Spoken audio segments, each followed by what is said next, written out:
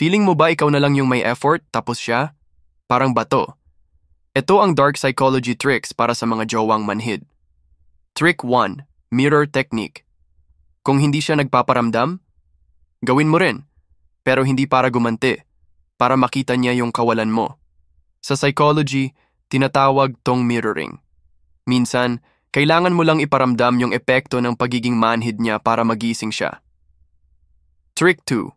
Controlled distance. Bawasan mo yung pagiging available. Hindi ka dapat laging on-call sa tuwing kailangan ka niya. Scarcity creates value, at kapag palagi kang nandyan, makakasanayan ka lang. Trick 3. The power of calm reaction. Kapag may sinabi siyang harsh o parang walang pake, wag mong sabayan ng init ng ulo. Sagutin mo ng calm pero diretso. Noted, di ko to deserve. Boom. Mas tatama yan kaysa sa sigawan. Trick 4. Non-verbal signals. Hayaan mo minsan ang katahimikan ang magsalita. Kung dati binabaliwala niya yung message mo, this time, wag ka na muna mag-reply. Let your silence create the tension. Trick 5. Boundary reset.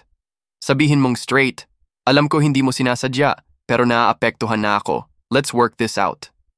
Di siya para pagbintangan, pero para iparamdam na may linya kang hindi dapat lampasan. Ick 6. Walk away energy. Soft exit. Hindi mo kailangang iwan agad, pero pwedeng ipakita mong kaya mong mabuhay ng masaya kahit wala siya. Independent ka, not desperate. At sa moment na makita niya yon, dun siya masisindak. Ang dark psychology, hindi para mandaya. Ginagamit ito para matuto ka, mag-set ng boundaries, at di masayang ang effort mo sa taong hindi marunong magpahalaga.